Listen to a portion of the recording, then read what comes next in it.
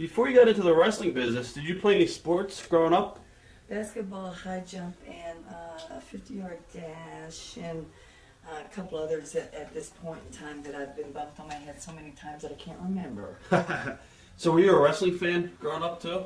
Up to a point that I was, my sister and I used to go skating when my mom would go to wrestling matches in Hattiesburg, Mississippi. And that was at a livestock arena. It was a great wrestling atmosphere, but at the time I didn't appreciate it. And my sister and I got into a few words of conflict, even as youngsters, and she didn't want to go with me, and I didn't want to babysit her. So my mom gave us the option of either going skating or going to wrestling matches with her. So we opted to start going to wrestling matches with her. Now, when did you actually say to yourself, "Oh, I want to do this. I want to be a wrestler"? First time I went to a wrestling match, and I watched what everybody was doing. I said, I can do that. And then the seed was planted at that point. So you didn't want to go to college or anything. You just No. wanted to become a wrestler. No, I did not. At that point in time, I was very stupid because I didn't think education was a very smart thing. And I thought that I was so different, so significant than anyone else that I didn't need that. Right. Which I was very wrong at.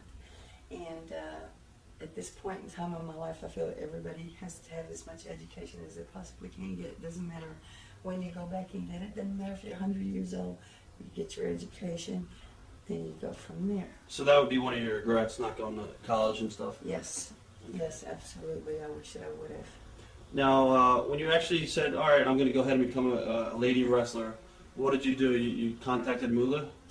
When I finally decided, I went to, this was after a divorce and after the birth of my son. I was 21 at the time. I was living in Louisiana. I moved to Memphis, Tennessee, and I started going to Mid-South there, Jerry Muller, Right. Bill Dundee, and all those guys, Troy Gray, the Dream Machine.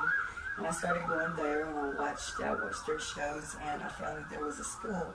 Well, I had a roommate, his name was Sweet Daddy Bobby Lyons, who was a wrestler, and another girlfriend of mine, her name was Diane Spencer.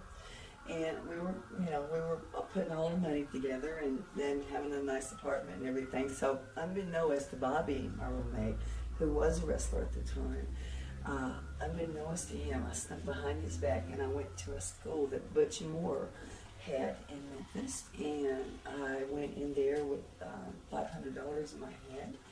And I walked in his office. I mean, this is this great big old burly looking guy, bleachy blonde hair. Somebody who definitely didn't want to meet on a back street. I went to his office, introduced myself, and told him I wanted to learn how to wrestle. He got up from behind the desk, come around, and looked right in front of me, looked into my eyes, and he slapped the living hell out of me. And at that point, I looked at him and I said, "Is that all you've got?" Wow. He signed me up, and it's all history after